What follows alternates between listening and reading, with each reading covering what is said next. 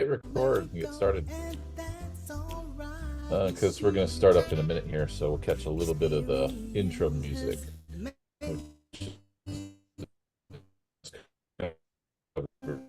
Real Girl, which I thought were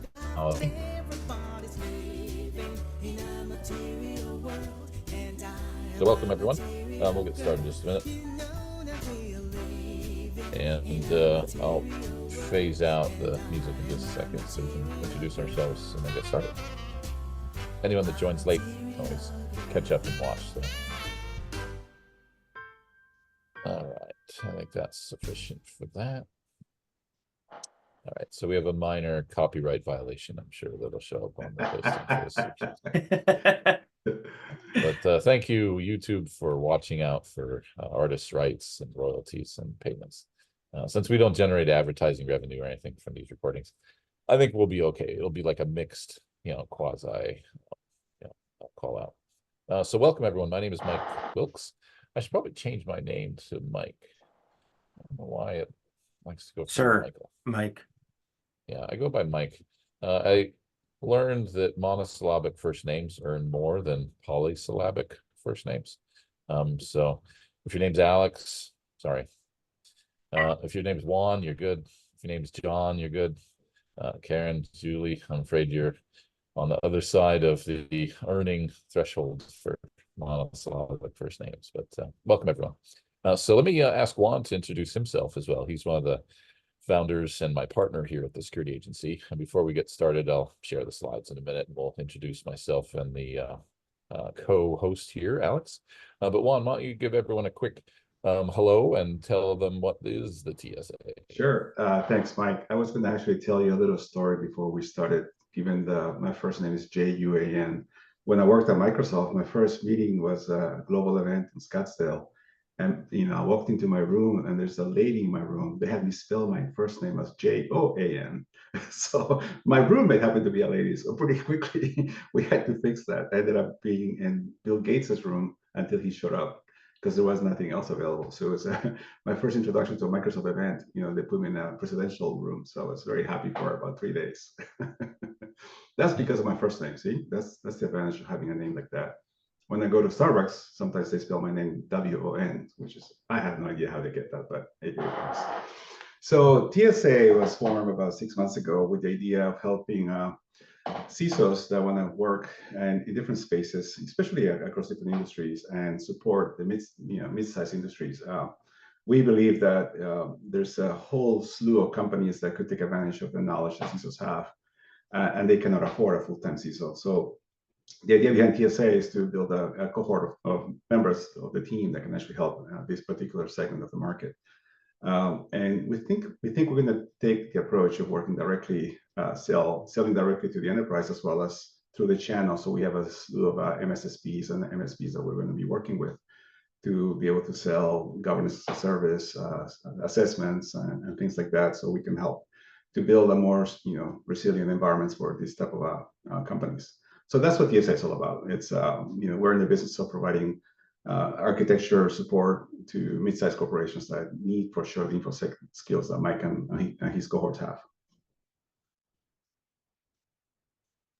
All right, thanks. Yeah, so I like to think of it as building a virtual CISO practice. We've got a good 600 colleagues of mine that are looking for ways to mitigate W-2 job loss just because someone clicked on an email. And so the idea is to put fractional CISOs to work because there's not enough of us to go around, so we may share the load. But that's myself. Like I said, when we get into the slides, Alex and I will introduce ourselves. But since we have a small group here, why don't we just start off with people saying hello and where you're dialing in from in terms of the kind of work and maybe time zone you're in. So on my list, I have Christopher Smith first. Hello, Christopher. Hey, I'm in DC. Mike, how you doing today? Oh, you're going to be starting the TCAT course at NYU. That's right. Yeah. All right, cool. Thanks for joining. Yeah, I'm looking forward to it. We just booked the halfway session where I get to talk with all of you on June 24th. So nice. For those that aren't aware, I created a 6-week course that's a part of the CISO certificate and CIO CISO and CIO certificate programs at NYU.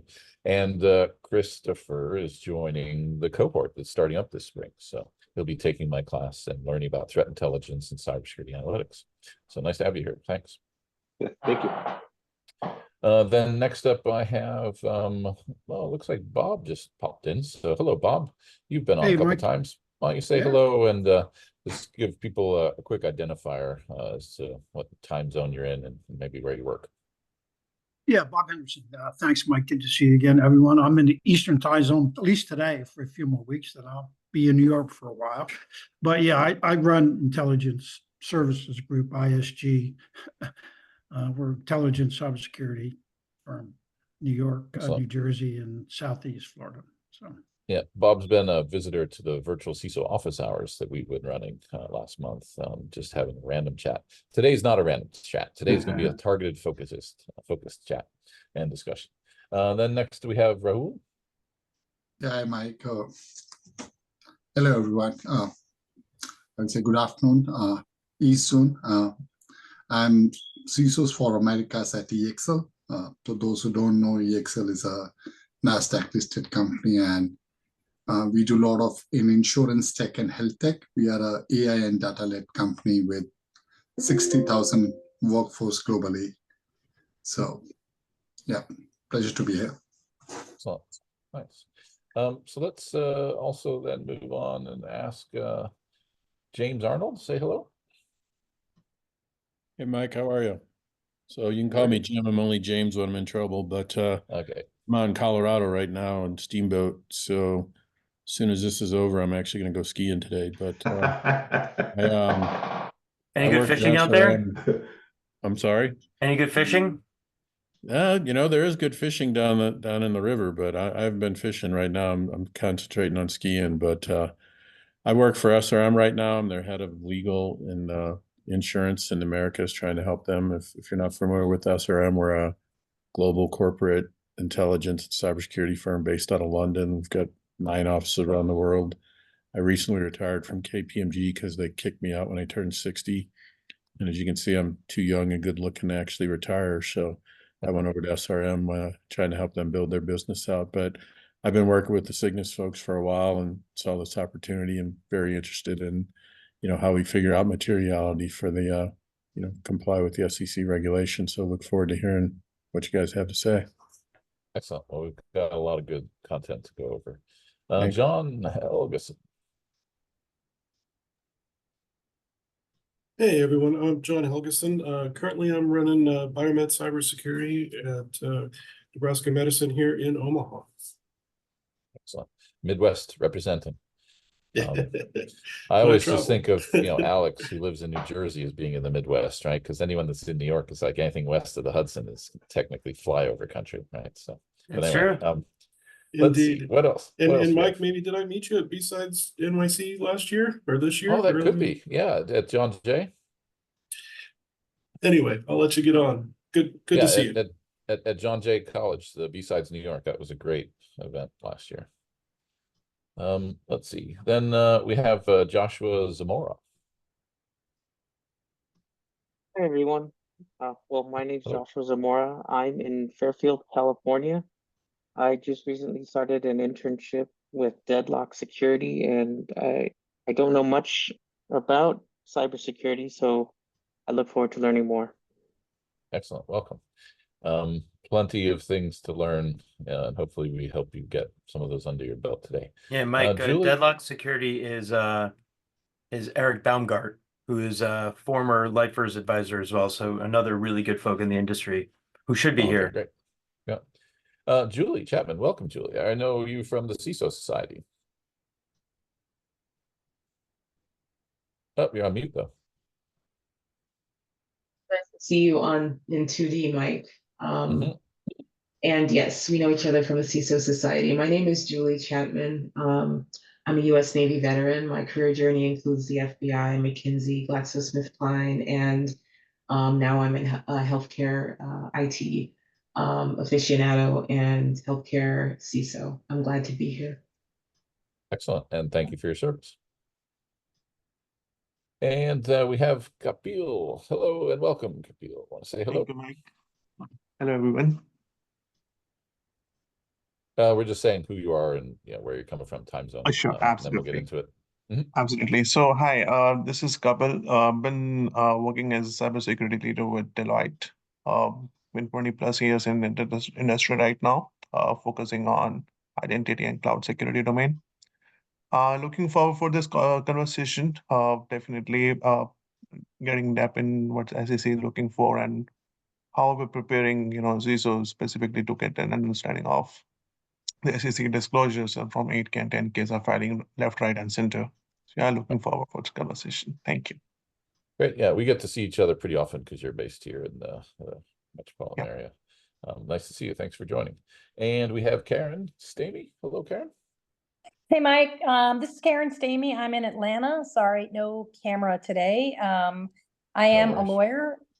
My law firm is Power and Rail, which means I focus on the power and the rail industries, mostly rail. Mike, I took your cybersecurity in the boardroom course last year, and so I'm always interested in learning more. And you had me at the word materiality. Awesome. Well, thank you for joining. And also, yeah, that board course, I'm going to be lighting it up again and doing new cohorts. So if you have anyone that you want to recommend, we'll be teaching it through the security agency and offering it online and building up some fresh cohorts. And I'm putting together a maritime cybersecurity course as well. It focuses on critical infrastructure with a specific focus on maritime, but it's good for anyone that has OT risk. Yep. Then we have Leah McLean. Hello, Leah.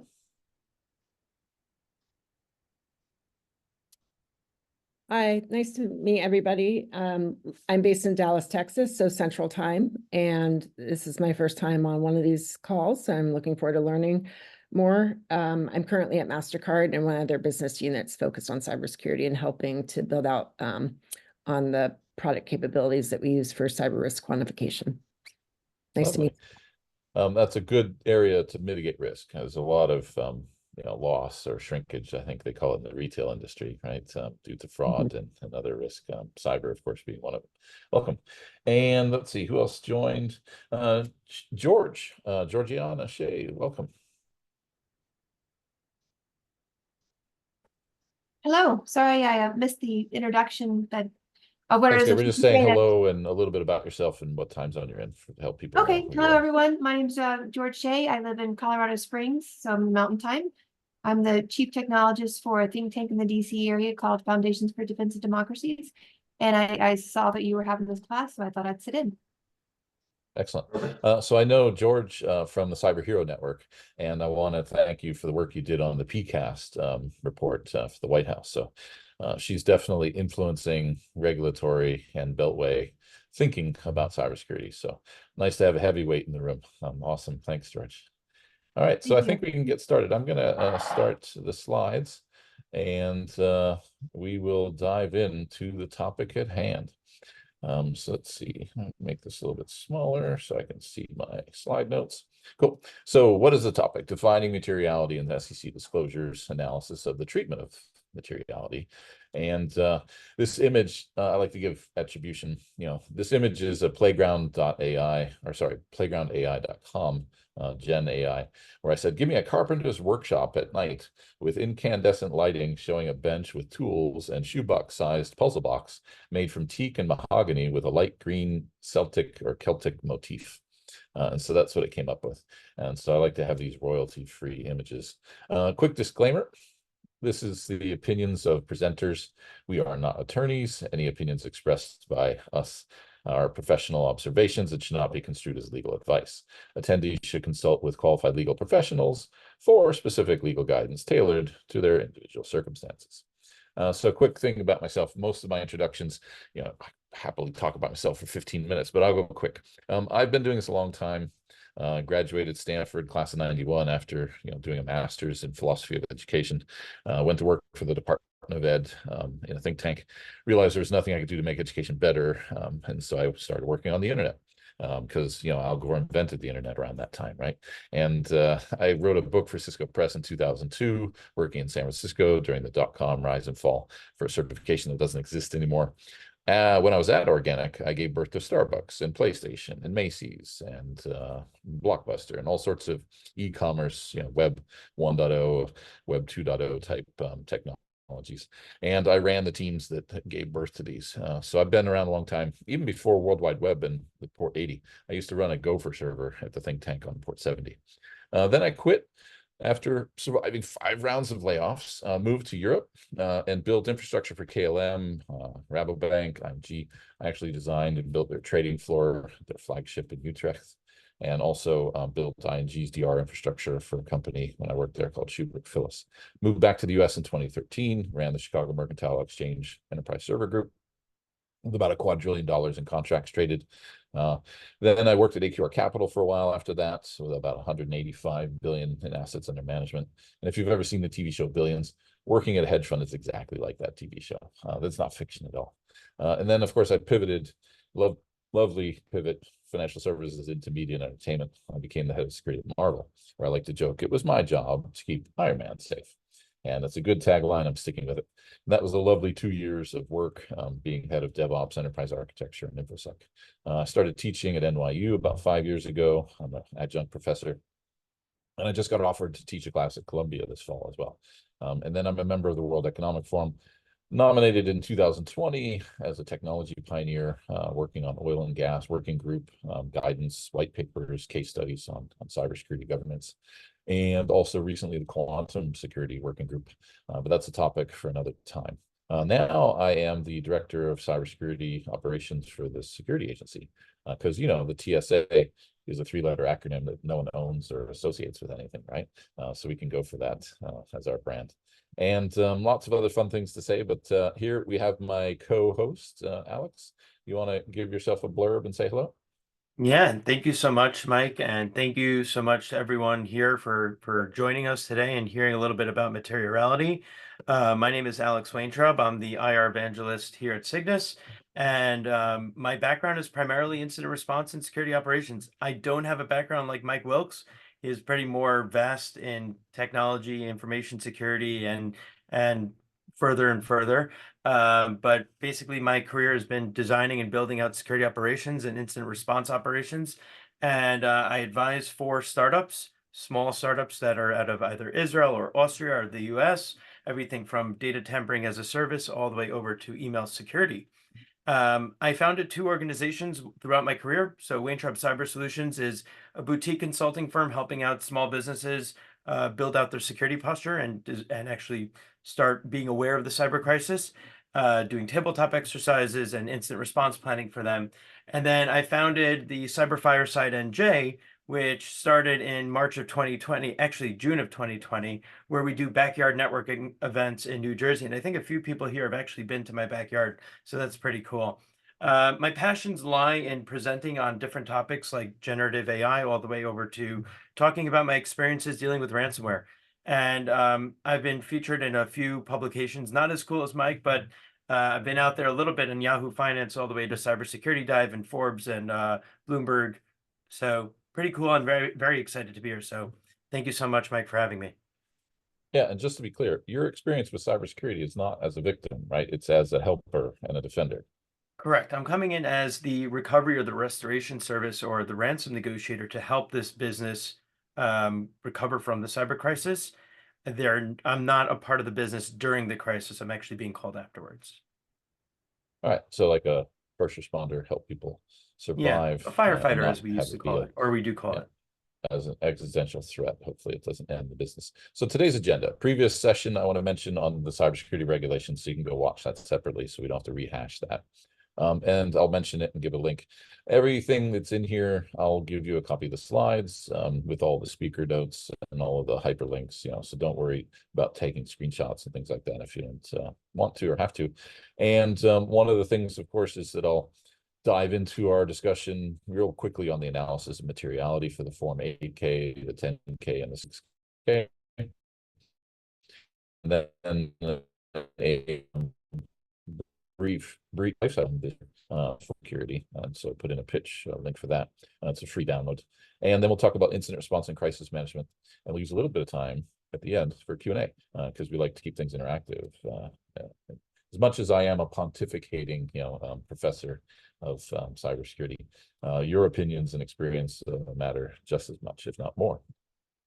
All right, so this previous session that I did in January 11th, the link I'll put in the chat real quick, so that you can have that information available and not have to wait for a copy of the deck for it. So, so this was a webinar that we did just discussing the new SEC requirements, disclosure rules, FTC, which kind of woke up, I guess, after when was it, the FTC? No, the FTC ones have been amended recently.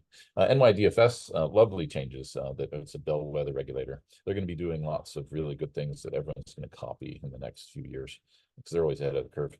The FCC is the one that pulled the Rumpelstiltskin and said, hey, we haven't updated our stuff in 17 years, so we're not dead yet.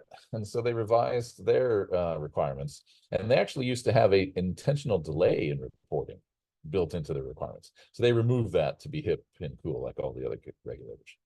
And then DORA for the internationals in the audience, people that are multinational. So that webinar is all you might want to hear about this stuff in January, and the dates and timelines, and too long did not read kind of content for you to have it pre-chewed food for you. Then let's do the analysis of materiality. So let's start with, what is a cybersecurity incident? In this case, I'm pulling this out of page 76 of the final rule of the SEC requirements. And this says that it's an unauthorized occurrence, series of unrelated unauthorized occurrences, or conducted on or conducted through a registrant's information system, aka people that are, under the SEC's regulatory guidance and authority, which is about 12,000 organizations, as far as I'm aware, that jeopardizes the CIA triad, right? Confidentiality, integrity, availability of a registrant's information system, or any information residing therein. Now, there's a lot more that's going to be impactful for people, because it's not just you, it's your third parties that you have to report on. So that 12,000 have at least, 100 different vendors that provide services for them. So we're all talking, material requirements to pay attention to this, even if you're not in a publicly traded company. You may be a service provider for a publicly traded company. And I think it's interesting to think about that, most discussions about the SEC rules kind of miss out on 2/3 of the whole triad, right? They just talk about confidentiality and information disclosure, and really the integrity of the systems and the availability of the systems is also reportable. So a DDoS attack is an extortion play usually, and it's publicly observable, because you can see, oh, Azure's having a bad day today, some botnet's having at it, right? That's going to have to be potentially disclosed as well, because if, Netflix can't, stream any movies because they're being DDoS attacked, or Azure can't have customers operate on their platform, what is the definition of materiality to make a disclosure on that? Who makes that decision? Definitions of materiality. So the SEC was intentionally vague, right? They don't want to be overly prescriptive. And so if you feel, as many do, that it doesn't really say much, right? It just says, what was it? There's a substantial likelihood that a reasonable shareholder would consider it important, right, in making an investment decision, or it would have significantly altered the total mix of information available. And then the other piece, which is also in section 1.05 language of the rules, materiality is not just a mechanical exercise around quantitative impacts, aka $100 million for a business, to recover from an attack, that you may have heard of recently.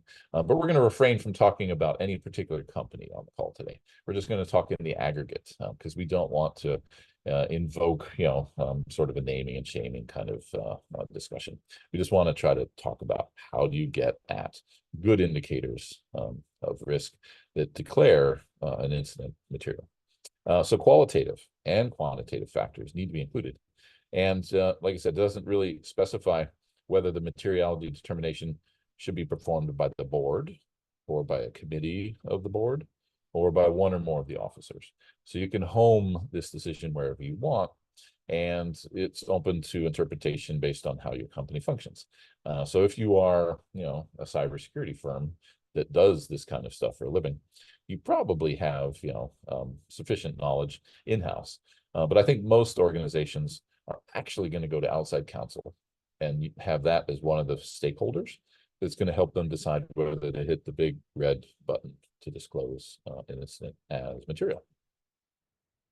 So moving through some of the items here, Several forms, of course, were updated, right? And what I thought was interesting, I just did this check a couple of days ago. There have been 17 filings with item 1.05 in them since it went into effect in January or December. And the average number of words is 224 words per filing. And the average number of facts, right? This is the inline XBRL where you have to tag details inside of your form filings. There's been an average of 26 facts. What's interesting, though, I think, is that the shortest 105 entry was 103 words, and the longest was 472 words. And it's interesting because the SEC, they published this burden estimate. They figured, oh, it's going to take the average company about 9 hours to come up with this new, data for a Form 8K and 6K. And I think that that's, they said maybe a 10-hour burden for people filing with 10Ks, where they have to publish, statements around cybersecurity, which we'll talk about in a minute.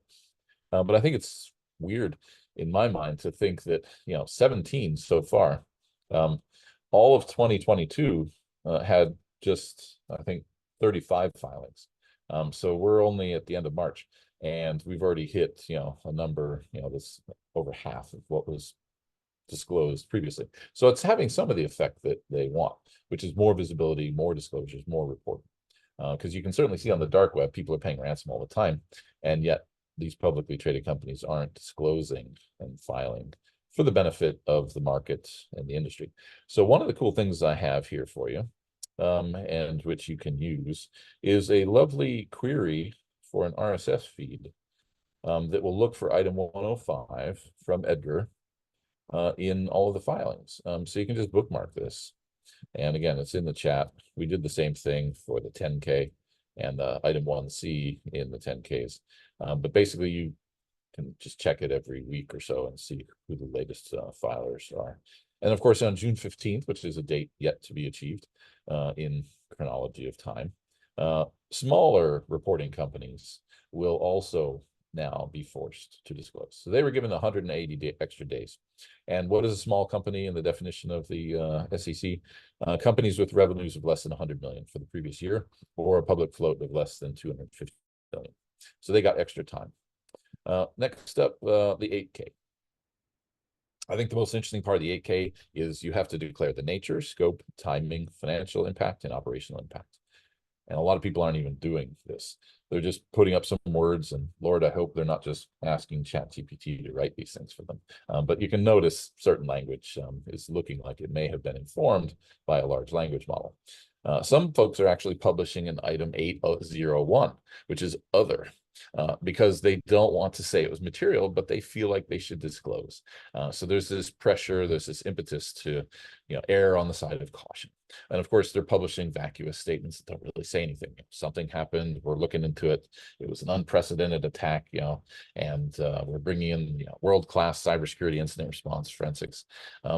So I was looking at some of the numbers that came up, right? Page 118 of the filing shows all of their 2022 analysis, which is where I came up with this detail here, which is that there were only 35 filings in all of 2022 that had material cybersecurity incidents in them. And we know there were more than 35 interesting breaches in that year, but there were 7,400 filers, right, which is a little bit more than half of the entities that actually are regulated. Then if we look at the 10K, what I think is interesting to call out about the 10K requirements is that risk oversight, I think that's a Freudian slip, oversight. But anyway, oversight should include the nature of the board's role in overseeing the management of cyber. And any changes in policies due to an incident should now reflect in that 10K. So 10K is an annual disclosure that you have to make. And the first time you have to make it, a lot more of them will be coming up, of course. And what did we see in the 2022 analysis of 10K filings? Approximately 73% of domestic filers made some kind of cybersecurity related statement, whether it was around incident, risk, or governance. So that means that 27% didn't even mention cybersecurity in their 10K. So I think there will be some value to this, although a lot of folks are kind of critical because they believe it's a burden, and they believe that it's going to force people to just file a series of 10Ks and 8K amendments and saying, we don't know much yet, but we don't want to get fined and sued. We don't know much yet, and they're just going to drag it out month over month over month with all of these amended 8Ks. I think, I don't remember how many of the 8Ks of the 17 are amendments.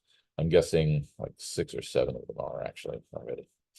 And then we analyzed the process, right? The language here is, I think, important. What is your process as a publicly traded company for assessing, identifying, and managing material risks that are presented from cybersecurity threats?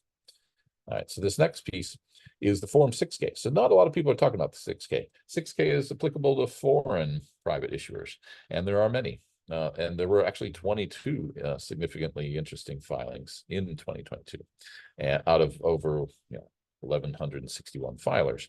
And so in this case, it's applicable, right? This disclosure rule, if you're disclosing or otherwise publishing on a foreign jurisdiction. Let's say you're a Japanese company and you publish in their stock exchange or for their security holders. You're supposed to furnish all copies of information that was shared publicly with the SEC as well. And this is a little buried little bit of sentence. You need to consider insider trading restrictions prior to disclosure and during the period following the incident.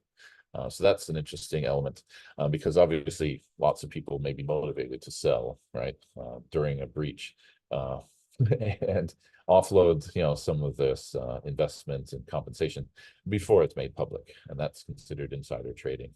So that was from page 12 of the disclosure documents. And consider, like I said, incident disclosure is an important element to manage around insider trading. So next up, time to disclose. This is the publication that I mentioned. I think of it as a life cycle. I don't necessarily think about it as a, sorry, just checking the chat. Looks like Juan's fielding a question there. Yeah, we do recordings and we publish copies of the deck. So that's all available. And anyway, so one of the things I put into this guide was that everyone already has a breach disclosure process. But now there's some questions that have to be answered, maybe that didn't used to come up that often, which was if it's an insider threat and it's an attack from a disgruntled employee that's extorting the company or something, as has happened a few times, notably with a company called Ubiquity, I think routers. They had a DevOps engineer that created a fake breach and then tried to ask for $2 million of Bitcoin, but he got caught and put away. It was interesting for me to think about if it's an insider threat, maybe the person or group or team or department that's going to sign off on disclosing is actually going to be legal in HR. But if it's like a hurricane coming and your data center is going to get wiped out and washed out to the sea, that could just be the facilities, and that could be the CEO and the board that are going to declare, that as a cybersecurity impairment due to unavailability of your data center. But there's 4 cybersecurity outcomes that I asked right when this language was first being drafted, and I'd like to think about whether or not these SEC disclosure rules on materiality and cyber incidents actually would have any help.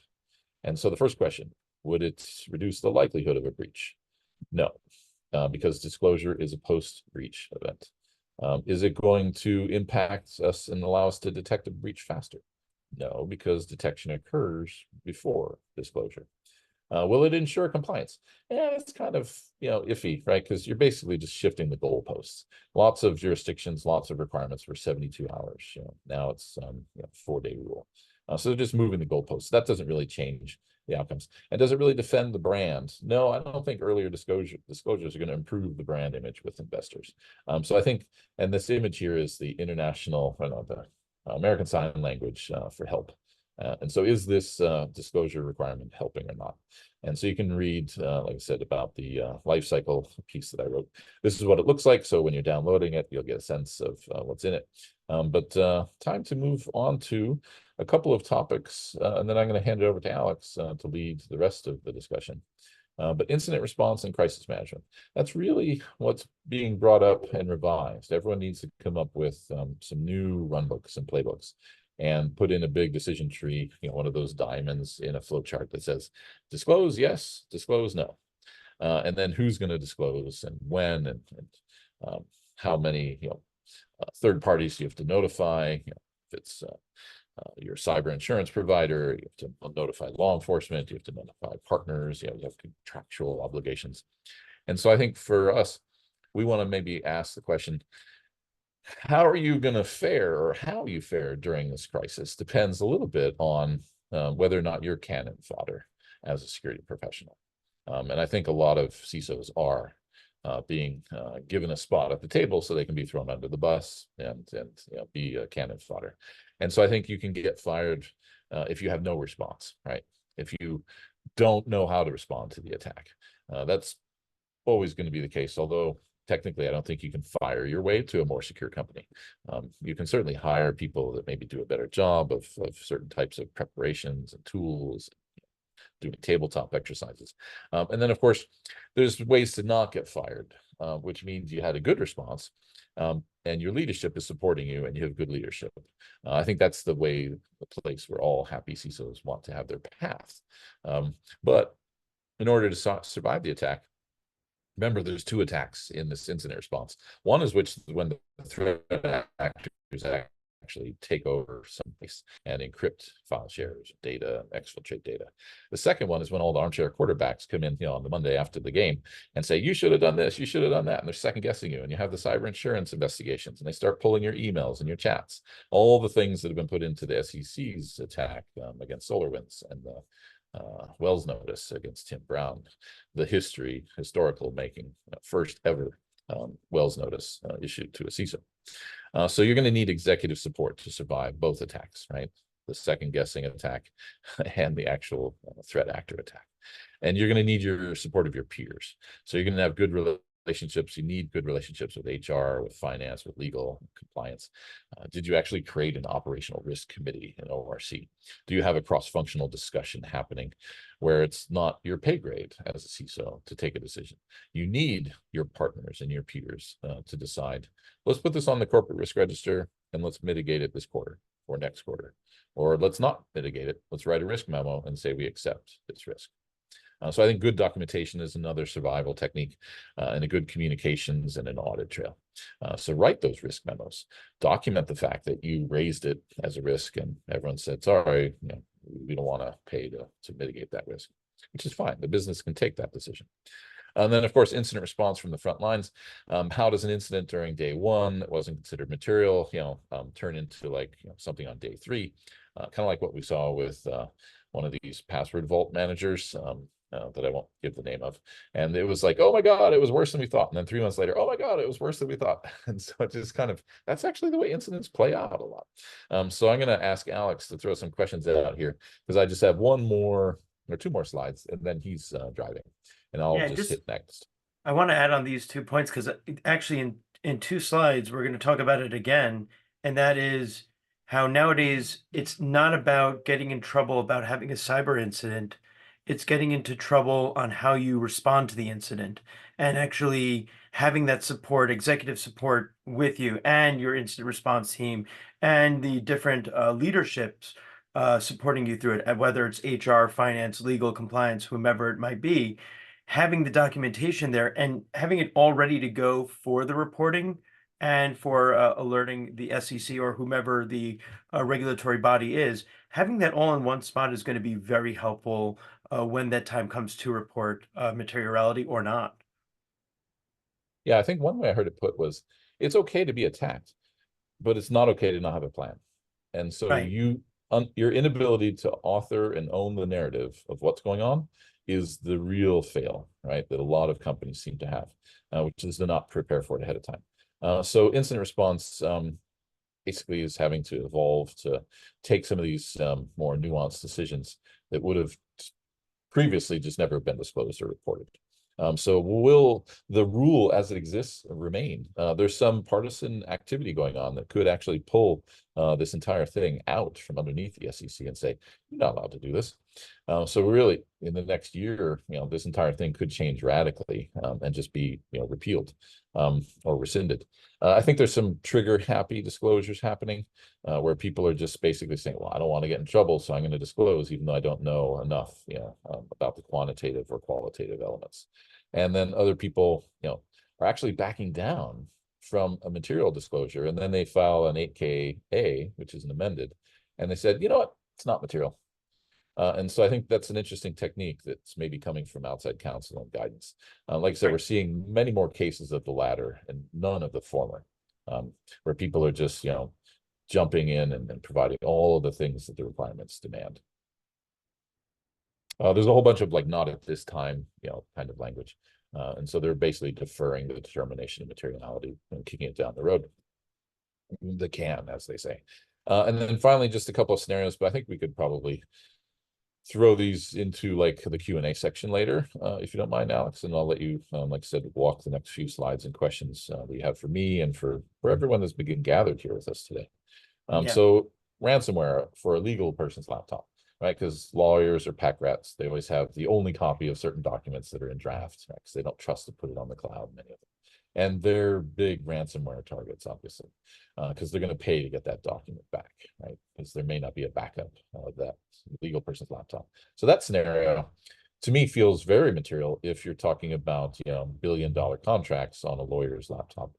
There was a breach event when I used to work at ASCAP for Grubman Shires, and they're a net high wealth organization here in New York. And people, you know, started publishing how much Madonna pays her backup singers, and how much, you know, people, you know, were emailing about each other, kind of like what happened with, you know, the Sony hack and Hollywood insider thoughts being revealed. And so at ASCAP, we didn't have Grubman Shires as a customer, but they were the actual legal, you know, agent on behalf of a lot of the ASCAP members, right? So think about, you know, Beyonce, Justin Timberlake, you know, Mariah Carey. They get royalties from ASCAP, the American Society of Composers, Authors, and Publishers. So we had to make sure that there were no Grubman Shires logins that were authorized to change ACH payments. I mean, I would hate to think that, Lin-Manuel Miranda is not going to get his royalties from Hamilton because somebody from Grubman Shires lost control of their account and was compromised, and someone went in and authorized payments, you know, to an account in the Cayman Islands or something. So I think that's a good scenario for people to walk through. Insider threat, accidental, people clicking on things, insider threat, disgruntled. Definitely been a few cases of that in the news, or even now what we're worried about, you know, with some of the critical infrastructure sector, nation state sleeper cells that are just waiting to be told, hey, go ahead and do something bad when the time comes. And then a DDoS attack, which is actually a publicly visible event. A lot of these other events aren't, you know, as observable. So I think what's the most relevant element here? Data exfiltration, brand recognition, brand reputation, loss of revenue, regulatory fines and penalties. Here I have an image of Heracles and the Limean Hydra. You know, you take down Lockbit just comes back. You take down Black Cat just reassembles. And so there's all sorts of, you know, risk actually to play whack-a-mole in this regard. Although we do believe it's useful to have takedown, you know, activities with the FBI and in conjunction with, you know, companies that are running infrastructure upon which the threat actors are living off of the land. But in terms of SEC reporting requirements, do you believe that, you know, people are adapting to these new changes? So I'll throw it out to you, Alex, and then we'll maybe walk the room and see what they think about, have these SEC disclosure requirements driven good behavioral changes in businesses? Well, I think that's going to be something we see in the future as we continue to see new SEC reporting and the 10K, 8K, 6Ks coming out from companies related to incidents that are going on internally. I think that over time, we're going to see a need for, firstly, response planning, tabletop exercises, and ensuring companies are ready for the cyber crisis. We see a lot of companies that, you know, may have a plan, may not have a plan. It depends on if they use ChatGPT to write it up, which I've actually heard a company to get the checkbox for one of these compliance checks. They actually use a ChatGPT bot. It wasn't ChatGPT, it was something else to build out the response plans. And that's not going to really work for your organization unless you actually start testing it and playing around with it and actually building it for your own, customizing it for your organization. And then in addition to that, I think with the incident response strategies that are going on with like timely detection, EDR, XDR solutions, MDR solutions out there, that are really ramping it up with artificial intelligence on the back end to ask questions to the EDR, to run threat hunts through the detection response application or platform, I think is going to be really helpful as well. And I'm seeing that with a lot of new XDR solutions that are coming out with that AI feature in it that's been helping out a lot.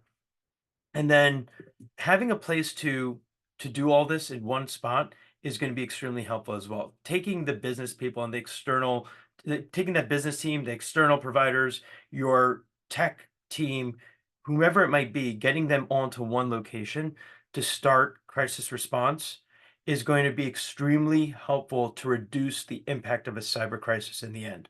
And so I look at Cygnus, the company that I work for, as this not only a secure out-of-band platform to start ensuring that you are ready through practice and preparing, but ultimately, when you need to respond to the crisis, you're going to go into Cygnus because that's going to be in your muscle memory because you've been training that way, and you're going to be able to respond there. And then with everyone in one place, you will actually be able to see, based on your decisions that you've made, if this is something that needs to be reported. And probably if it is, you'll be able to report it from the Cygnus platform into whatever reporting body or regulatory body it is to report to. So I look at it like this, and if you want, you can jump one more slide, unless you want to add more there, Mike. The only thing I would mention is that there's a breach that happened, won't name and shame, but basically the threat actors were trolling the incident response team because they were sending screenshots from the very laptops of the DevOps and SRE team saying, oh, this is where they're looking for us, right? And then they posted those screenshots. And it's like, yeah, you haven't kicked us out yet. So how do you actually do the Avengers Assemble, right? How do you get together to come up against, Thanos or whatever threat actor is challenging your company at the moment? And know that you're having a secure comm, because you need to have an out-of-band, offline, discrete set of infrastructure to begin your incident response plan, because you can't be sure if they're listening to your Slack or reading your email, right?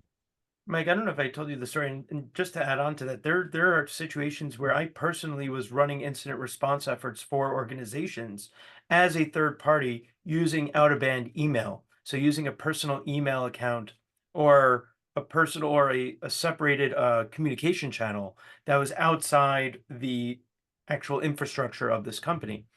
And accidentally, the IT guy messaged the CEO, who was patient zero, and he messaged his business email instead of his personal email. And the whole email exchange that we've had for the last 2 or 3 weeks was compromised by the threat actor, to the point where I got really nice text messages and harassing messages for weeks, if not months on end, from this threat actor, who then turned out to be Black Hat, who was sitting on their Exchange on-prem server for like 6 weeks and waiting for someone to make that mistake. And so out of band now is not just out of band using that email thread that you're using with your AOL or your Hotmail account, which you haven't touched in 30 years. It's actually utilizing a platform that is able to call in your forces, to mobilize your team. You're bringing in all of your Avengers.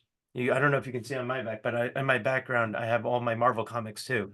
You don't see it, but they're all here. No, you have a Marvel Age virtual is one of my background. favorites. And what you're doing is you're bringing all of your team into one location. And then during that time where you're trying to figure out if you want to use AOL or Hotmail or whatever, you also need to conduct a symphony, which, Mike, I know you love doing on Jazz. And now you got to manage your activity of all your different teams and ensure everyone's doing something that they need to be doing. Everyone has a different task. Everyone has a different tasks and facts that they Part to need play, yeah. to get done during the incident response efforts, whether you're on the IR team or if you're on crisis comms or if you're on legal. And you have to bring them in, ensure you're under attorney-client privilege so you can lock down the incident and make sure that it's confidential. But not only that, you want to make sure only the right people have access to it.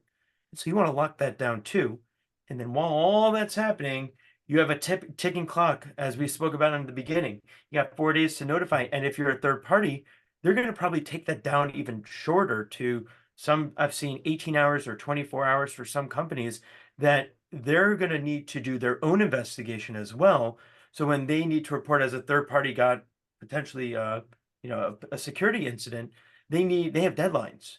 And so while you're doing all that, you now have to document and you have to build out all of your chain of custody as well as auditing. and ensure that you have everything ready for reporting. So the great thing now is that's where Cygnus comes in. It really helps you get that ready preparatory side all the way over to starting to prove compliance through one spot. And I think that's going to be great for incidents like a materiality incident, because you don't know if it's materiality at the beginning, Mike. It takes time. Incident response. I remember incidents take like 60 days before we realized actually data was actually exfiltrated and data was actually stolen, and we were able to validate it through the forensics. But it took time to figure that out because either someone deleted the logs and we had to get them back from the threat actor, or they just were taking so long. It took 7 days for them to actually do forensics because they were taking so long to get the data over to forensics to do the analysis and validate there was exfiltrated data or whatever, unauthorized access, or whatever it might be. Yeah. So let me hit the next couple of slides, Yeah. and then we can open it up for personal experiences. I know several folks on the call have been involved in breach, investigations, and probably have a few lessons learned still to share without giving away material non-public information, of course. So I think one of the things, obviously, have the ability to have a safe space, right, to assemble and to discuss the breach. But what are some of the other benefits of having a dedicated crisis platform to respond? It's great because you talked about the incident that where the threat actor was actually taking pictures of the organization during their incident bridge, their war room calls that they were having. And what I see in Cygnus, what I see in a platform like this is you don't need to use those communication channels. You have it on the secure application, the secure platform, a SaaS platform that's fully out of band. And it's locked down to only those who need access. So now you have your communication, you have your team, you have your bridge conferencing from the platform. And if someone's on vacation and he's the only IT guy and he knows the code, and you don't want to call him on his cell phone because you want to keep everything all in one spot, you can actually use the Cygnus platform to run your communications, run your calls, your text messaging, your incident bridges, and you can have multiple bridges going on at once for different parts of the incident. And you have your playbook there. So your plan is right there that you're running your response efforts again, and you have your whole team there, and each person's running their different workflows that they need to do to ensure that everything has been done for the incident response. And so we're not going back and going, oh wait, did we do the incident? Do we do forensics on this system? No, we're not going to need that because there will be a documentation right from within the platform that shows you we were able to get this collection and we did analysis on it, and this is what we found. And it's basically taking all those different tools that you have in band and building it together into a platform that's out of band and ensuring that you reduce the risk of the crisis and the response efforts from one spot. Yeah, I think a lot of people don't take into account the possibility that your run book for your incident response plan could be an impacted system and could be offline. And so having a copy of that, somewhere else, sometimes it's good to have a 3-ring binder printed out of it, quarterly at least, because you may not have, access to SharePoint or to, your wiki or to Confluence. So let's see this next bit. During the incident, things that happened years later, right? This is the value of, I think, some of the discussions that are coming up right now around what happened with, Joe Sullivan and Uber, and him being, prosecuted 6 years later. I can't imagine if, somebody came after me for something I did 6 years ago. Let's see, that would be 2018. That would probably be the end of my time at Marvel, right? 2016 to 2018. And we didn't have any, disclosable incidents that are going to come back to haunt me. But certainly, certainly we have a desire to have an audit trail, right? That can cover your ass and to protect you, as a security professional from second guessing and essentially someone tampering with the logs or deleting evidence that you need to defend yourself that you took the right steps. Yeah, and it's going to be great because I think the statute of limitation is now like 6 or 7 years. And you can ask a lawyer on that. I don't know 100%, but depending on the incident, I think it goes up to 6 years. And what Cygnus allows you to do is have it all in one spot. So you're not scrambling for emails 2 years down the line when, someone is running a class action lawsuit against you for an incident that happened. And I've actually experienced that where 2 or 3 years later, they were asking questions about how I use the word in a forensic report about observation of versus seen evidence of versus seen versus discovered. Like all these words are synonymous.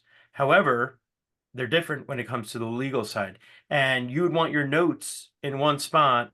They give you all that information on what were you trying to talk about at that point. And so And within not let Cygnus, people you take have it out all of that. context. Yeah. Right. I don't remember the context. I don't remember the incident. Yeah. But they showed me the report, and I'm like, I can speculate. And in the end, I mean, it was okay. But we're seeing that you want to have that information a year down the line, 2 years down the line, 5 years down the line, just to know what different parts of your organization were actually doing during the response to ensure that like you provide over that right information, that accurate information.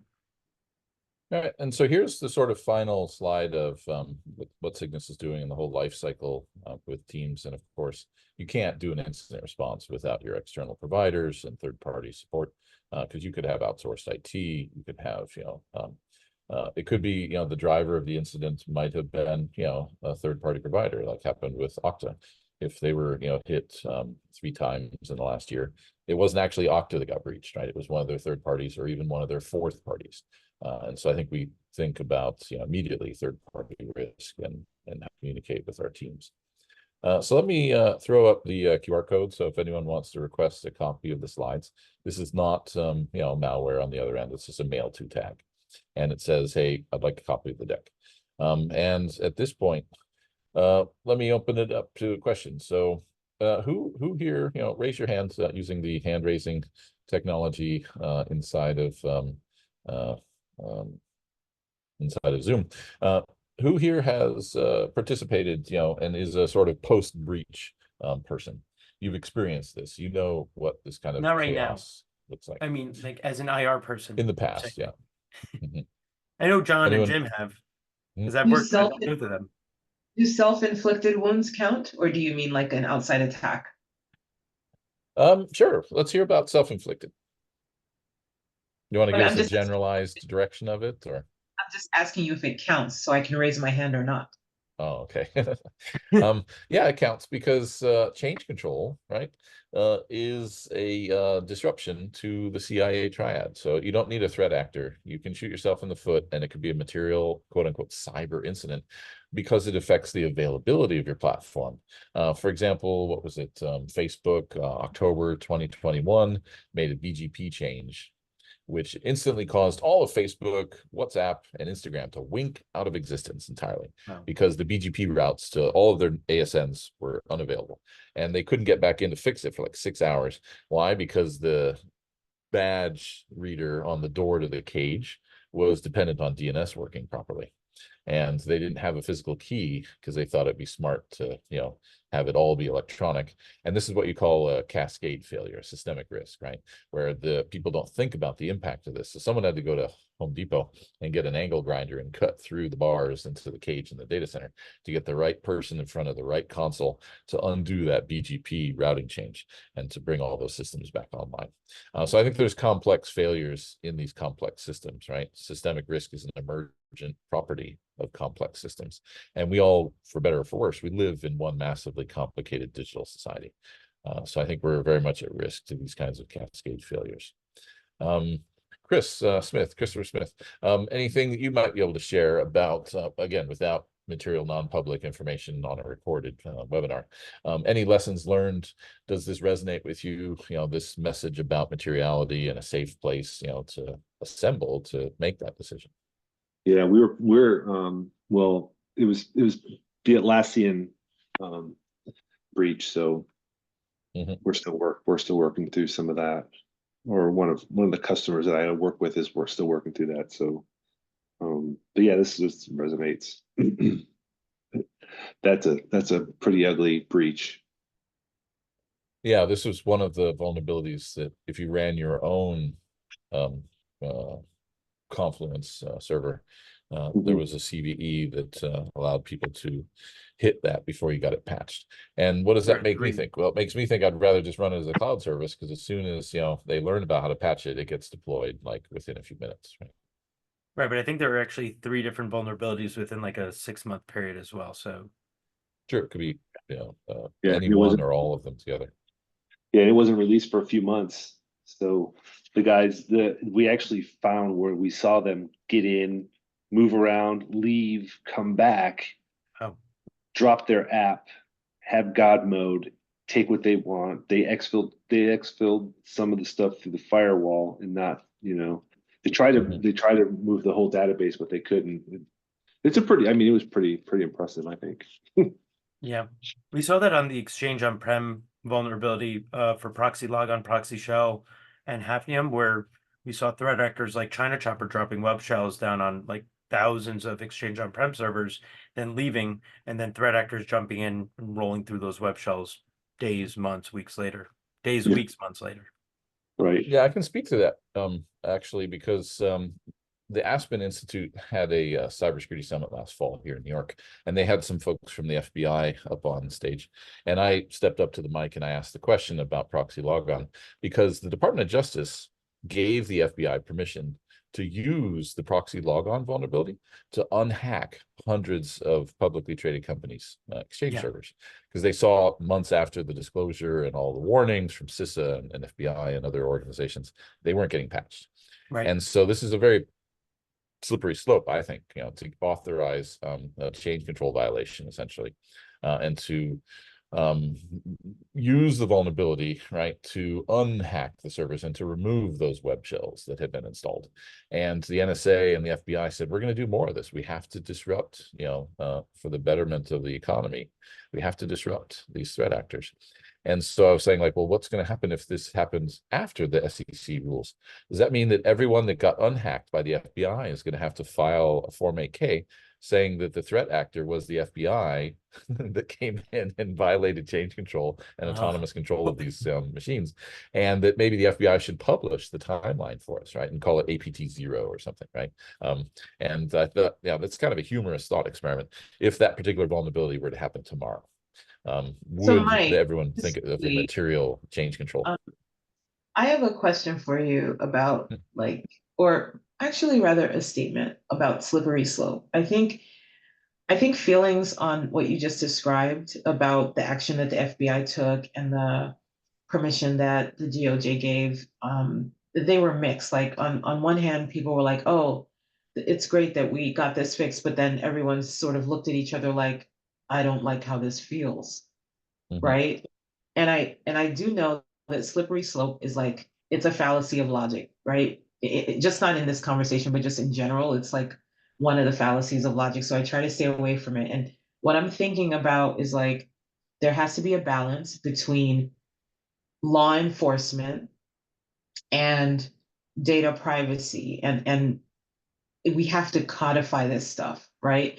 Maybe it's like, under these circumstances, we will take XYZ action and no more. Like maybe it's like that. And if the FBI, and again, I am former FBI, so I'm not speaking on behalf of the FBI, I'm speaking on behalf of Julie Chapman only. Yep. But if the FBI and the DOJ and others in the law enforcement community, along with the cybersecurity community, can get together and decide on guardrails and boundaries, we can get this stuff codified. Yeah, no, I think it's important to have the discussion, because to be clear, I support what the FBI did. I just think it causes an interesting challenge for the SEC disclosures about unauthorized changes to production, right? Because certainly there was no approval by the 100 companies or however many there were that got unhacked.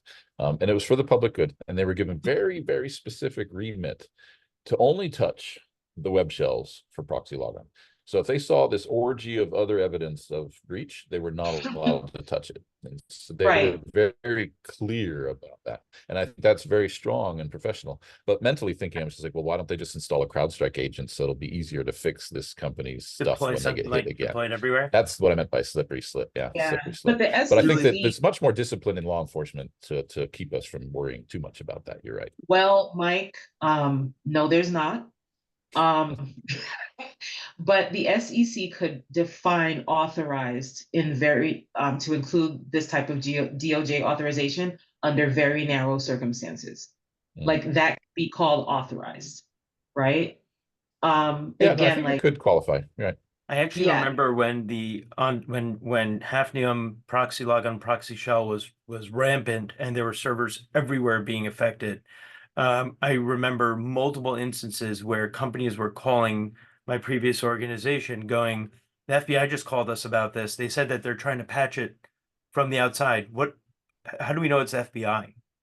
And we actually would reach out to the FBI agent that was there, and once we were engaged, we'd reach out to the FBI agent, and they said this is what we were doing, and there was no real notification of it until after the fact. And That's we not then did analysis, and the only access that we saw, even though web shell, the China Chopper web shell was on the Exchange on-prem server, was the FBI agent logging in and patching the system, and then rebooting the system, which was very interesting because they would reboot after the CU 22, I think that came out, or 23. And so it was a few months of 50 to 100 incidents per month for each one of our engagement leads to deal with. And it was pretty wild. So the FBI did help out a lot because they were preventing it. But the issue here is because they gained access, like and I think Mike was trying to bring that up, like, is that access of unauthorized access that may cause a report requirement on that? Yeah, to be clear, they Alex, had legal permission to do it, but from the change control But that's a- policies of the companies that are affected is what I was thinking of. But go ahead, Julie. that's a problem. Okay. Under no circumstances should someone in law enforcement be, okay, think of it like this, because we have non-technical people on the call. I left my garage open. My neighbor called me and said, Julie, you left your garage open. I then gave them permission to go close it for me. That's it. That should be the relationship. Okay. Or let me take it further. One of my windows on the second floor of my house is open. The neighbor calls me and says that. And then they break in to my house to close the window. So yeah, that doesn't that's a make, more complicated scenario. That's ridiculous. Yeah. I mean, do you trust your neighbor to not break your door down to go and fix the second floor window? No, I'm going to go back. I want to be very clear about what I'm saying, Alex. I leave the house, my neighbor drives by, they see the window on the second floor of my 3-story house is open. They then break into the house through the front door to go close my window. That's literally what that FBI agent did. And I think that, again, it's the guardrails. That sounds really terrible to me. I'm flabbergasted, right? There should be some kind of guardrails. Number one, is the business in one of the critical infrastructures as defined by DHS CISA? Yes. Okay. Do we want to do XYZ action for the public good? Yes, no, yes. Okay, next. What are the processes and procedures for doing this? We are going to notify somebody at company X before we do this. Like, that should be the minimum bar. I think if I remember correctly, they reached out via email saying we are going into your systems, and I could be wrong. Yeah, but they were looking at the who is records, and no one Right. reads the emails on the other side of the who is Right. records. Right. They were they were so concerned, Julie, that FBI was contacting them saying that they were going into their systems, even if they were asking for permission. Like, why would the FBI even do that? Like, what's wrong with our system? And then when we were to break down what the forensic understanding of what's going on from a non-technical stance, it actually made sense to them why there was protection going on from our agency. So I thought it was very respectful of them going in and actually providing a lockdown like that and trying to help them out. So that's just my thought. I was posing this conversation or this question when Director Ray and General Nakasone were at Fordham, right, for the ICCS summit, Fordham University here in New York a couple of summers ago.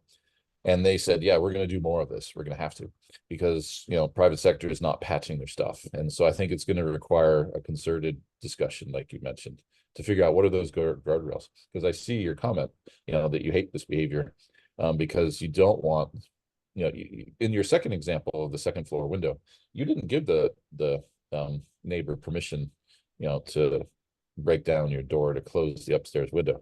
And in the case of like lock picking, you know, lots of people that are in cybersecurity know how to pick a lock. And a lot of times, you know, they're the person in the office that everyone knows has a lock pick set on them. And someone like puts their phone in a drawer and it's locked and like, oh, can you help me get it out?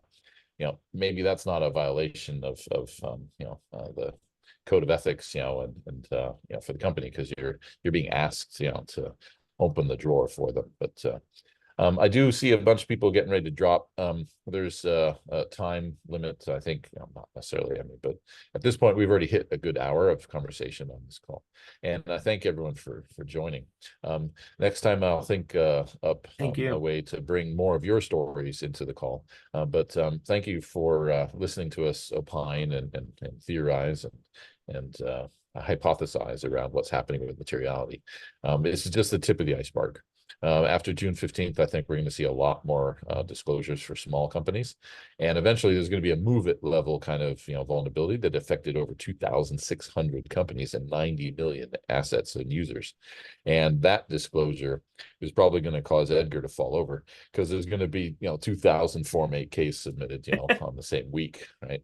So, hopefully not. But yeah, thanks Thank you everyone for very joining. much. Thank you, Feel everyone. free to reach out and you know, learn more.